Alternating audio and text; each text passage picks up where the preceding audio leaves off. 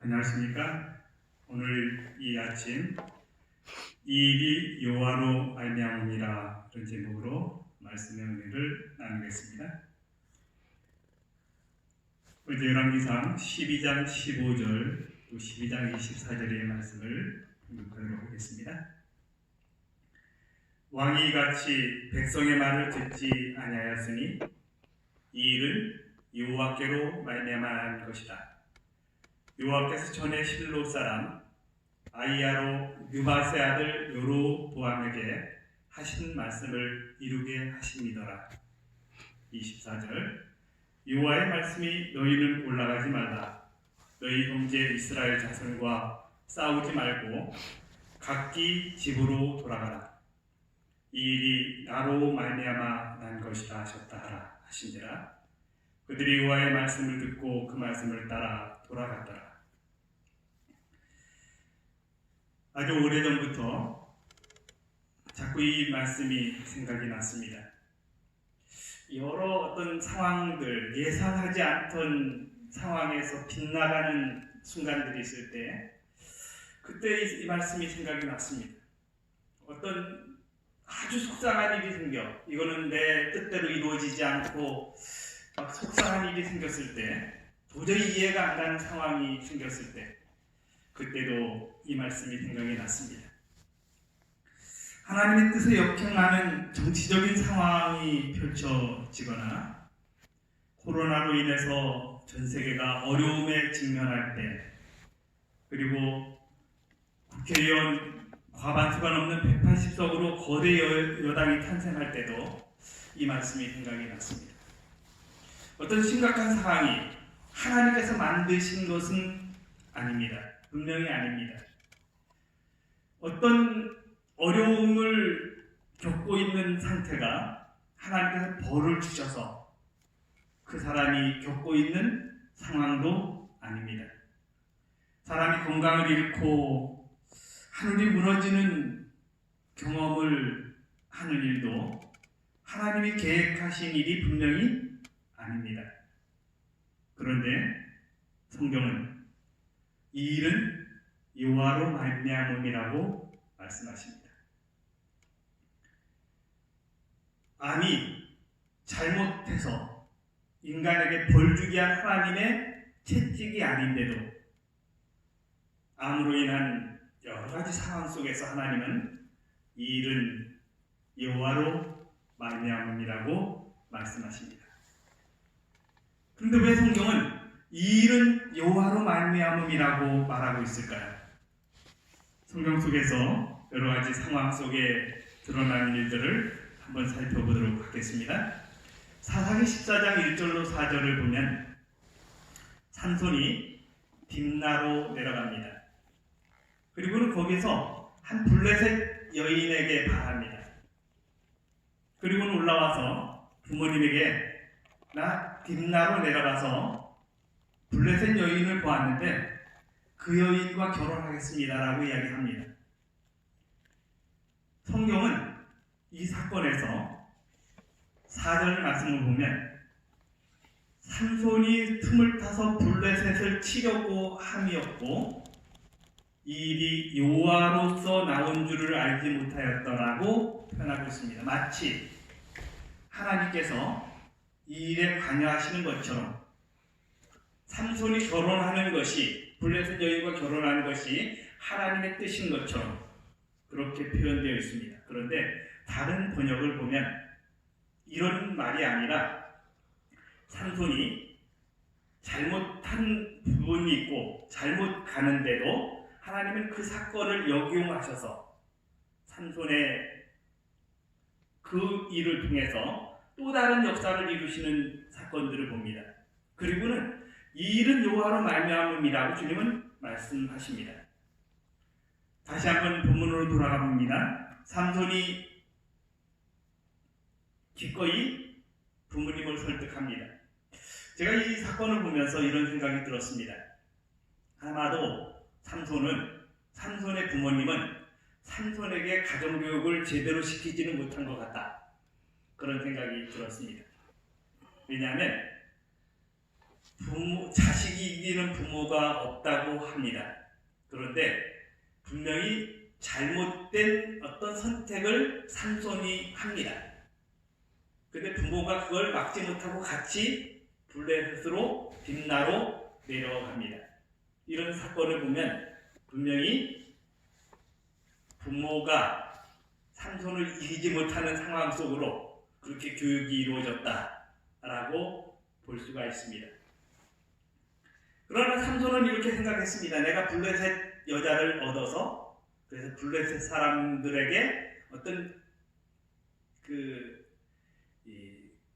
어떤 거리를 생기게 해서 그래서 그 사람들에게 잘못한 것을 시비로 해서 내가 싸움을 이기게 하는 방법을 선택하겠다라고 본인은 생각을 합니다. 그러나 그가 이방 여인과 결혼하는 것이 하나님의 뜻이 분명히 아님을 우리는 말씀을 통해서 보게 됩니다. 하나님의 뜻이 분명히 아니었습니다. 그런데 또 한 가지, 그 부모들 역시 이것이 부모들의 뜻이 아님을 분명히 하고 있습니다. 나시비는 구별된 사람을 나심이라고 합니다. 그의 먹는 음식, 생활 방식, 삶의 방향 모두 특별히 구별되는 삶을 살도록 안내되었습니다. 독주를 입에 대지 말아야 했고요. 머리카락을 깎지 말아야 했고요. 또 모든 것이 구별된 삶을 살아야 하는 것이 이 사람의 모습이었습니다. 그런데 여기에서 보면 블레셋 사람을 삼손이라는 한 사사를 세우셔서 블레셋 사람들에게서 하나님의 백성을 구원해내시는 역사를 펼치시기를 하나님은 원하십니다. 근데 하나님은 어떤 초자연적인 방법으로 이 블레셋 사람을 몰아내실 수도 있었습니다. 근데 하나의 사람, 삼손을 하나님은 활용하시기를 원하십니다.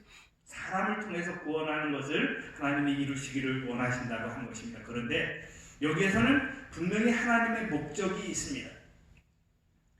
그런데 블레셋 사람을 구원하는 일에 삼손은 그 구원의 수단을 잘못 활용합니다.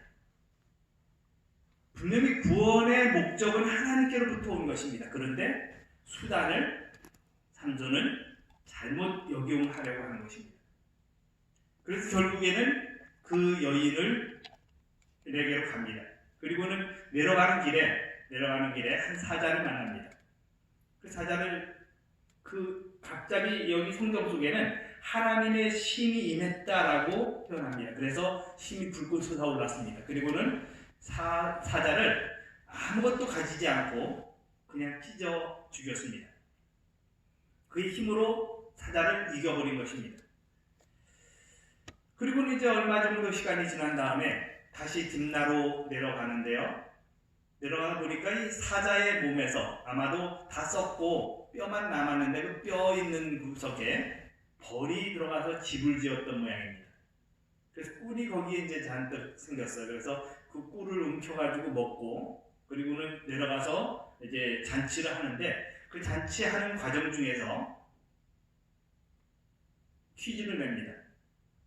이 퀴즈를 마치면 30벌을 주겠다, 옷 30벌을 주겠다라고 제안을 합니다. 이제 시간이 다가오는데 사람들에게는 그 퀴즈가 도저히 이해가 안 가는 것입니다. 그래서 이제 이 딥나의 여인에게 사람들은 막 윽박을 지르고 어떤 그 퀴즈의 정답을 불러내게 그렇게 활용을 합니다. 결과적으로 이 여인은 삼손에게 그 이야기를 듣게 되고요. 그래서 정답을 말할 수밖에 없게 합니다. 결과적으로 이 일을 통해서 삼손과 그 여자의 관계는 깨어지고 또 다른 사람에게 이 여자는 시집을 보낸 바 됩니다. 오늘 이 여인과의 결혼은 분명히 하나님의 뜻이 아니었습니다. 부모님도 반대하는 상황이었습니다. 근데 삼손은 그 일을 이루고 맙니다. 그런데 참 놀라운 것은 이런 어떤 상태에 있음에도 불구하고 하나님께서는 그 사건을 역용하십니다. 그리고는 그 삼손에게 힘을 더해 주셔서 그 블레셋을 몰아내는 일을 돕도록 해주십니다. 어쩌면 우리는 우리의 생활 속에서 우리의 신앙의 상태는 뒷전으로 한 채 내 방법과 내 어떤 뜻이 먼저 우선적으로 올라가도록 그렇게 노력하는 이들이 많은 것 같습니다. 그러나 오늘 우리에게 이렇게 분명하게 말씀해 주십니다. 이 일은 여호와로 말미암습니다. 어찌 보면 우리는 하나님의 뜻은 아니었지만 일어난 일을 통해서 하나님의 섭리를 베푸시고 역전시키셔서 주님의 사랑을 드러내시고 이 일은 여호와로 말미암음이라고 말씀하시는 주님의 고귀한 뜻을 다시 한번 헤아릴 필요가 있습니다. 우리 주변에서 수많은 일들이 일어납니다. 어쩌면 그 일 속에서 우리는 좌절하기도 하고 넘어지기도 하고 쓰디씀을 경험하기도 합니다. 그런데 그 경험 속에 주님은 역전시키셔서 하나님의 뜻을 이루시는 광경들을 봅니다. 예를 들어서 암 환자가 암에 걸린 것이 하나님의 뜻은 분명히 아니었습니다. 그런데 그 암으로 인해서 하나님을 다시 만나게 되고요. 하나님과의 관계가 다시 회복되고요. 그리고 하나님으로 인해서 행복을 느끼게 되고요. 그 하나님과의 관계 속에서 그의 삶이 다른 삶으로 변하는 게 역전시켜 주시는 하나님의 은혜를 봅니다. 그래서 오히려 그것이 축복이 되는 경우들을 만날 수 있습니다. 오히려 하나님의 뜻은 아니었을지라도 그 일을 역전시키셔서 하나님의 뜻을 알리시고 하나님의 방법을 알게 하시고 하나님을 더 찾게 하시고 주님을 만나게 하시는 섭리들을 우리가 다시 한번 기억할 필요가 있습니다. 어떤 분들이 이런 말씀을 하셨습니다. 정치적으로 요즘에 180석이라고 하는 거대 여당이 탄생을 하니까 막 속이 아프고 너무 속상하다 이렇게 말씀하시는 분들이 있습니다. 저는 이런 생각이 들었습니다. 과연 이 시대에 왜 그런 일들이 일어날까? 예언적인 문제에서 이렇게 보면 그분이 예언적인 것을 이루시기 위한 하나의 방법에서 이것이 또한 역할이 되지 않을까 그런 생각을 해봅니다. 물론 하나님의 뜻이 아닐 수도 있습니다. 그런데 그 뜻이 아닌 일이라 할지라도 하나님은 그 일을 또 다른 목적으로 이루시는 일에 사용하실 수도 있다는 사실을 우리가 이해할 필요가 있습니다. 그래서 너무 이 세상적인 어떤 그 일에 속상해하고 이게 낙담해하고 할 필요가 없다는 생각들을 해봅니다. 하나님의 뜻은 그 가운데서도 여전히 이루어질 것이라는 사실을 다시 한번 기억해 봅니다. 오늘 이 아침 이 말씀을 여러분의 가슴 속에 꼭 기억하셨으면 좋겠습니다. 이 일은 여호와로 말미암습니다. 때때로 난처하고 상황이 전혀 이해가 안 되고 그리고 우리의 생각 속에 도저히 계획되지 않은 일들로 흘러가는 어떤 일들을 경험할지라도 그것을 역전시키셔서 하나님의 뜻을 이루어주시는 주님의 섭리를 기억하시기 바랍니다. 그리고 이렇게 말씀하시는 주의 음성을 들으시면 좋겠습니다. 이 일은 여호와로 말미암습니다. 일단 함께 기도드리겠습니다. 살아계신 저희들의 아버지, 오늘 이 아침 하늘의 은혜로 우리를 감싸주시고 축복해 주셔서 주님과의 만남을 경험하도록 인도해 주셔서 감사합니다. 우리 인생의 어떤 경우에는 도저히 이해가 안 되고 모든 것이 암담해서 우리의 모든 것들을 포기해야 할 정도로 난처한 상황이 이르러 오는 때가 있습니다. 그러나 주님은 그것을 역전시키셔서 우리에게 기회를 허락해 주시고 또 다른 하나님의 역사를 보게 하시는 은혜들을 만나게 됩니다. 그 일을 통해서 우리가 이 일은 여호와로 말미암음이라고 말할 수 있는, 간증할 수 있는 귀한 특권을 활용하도록 도와주시고 하나님께 영광이 되는 삶을 살아가도록 축복해 주시옵소서. 우리로 승리하게 하시는 예수님 귀하신 이름으로 간절히 기도드립니다. 아멘.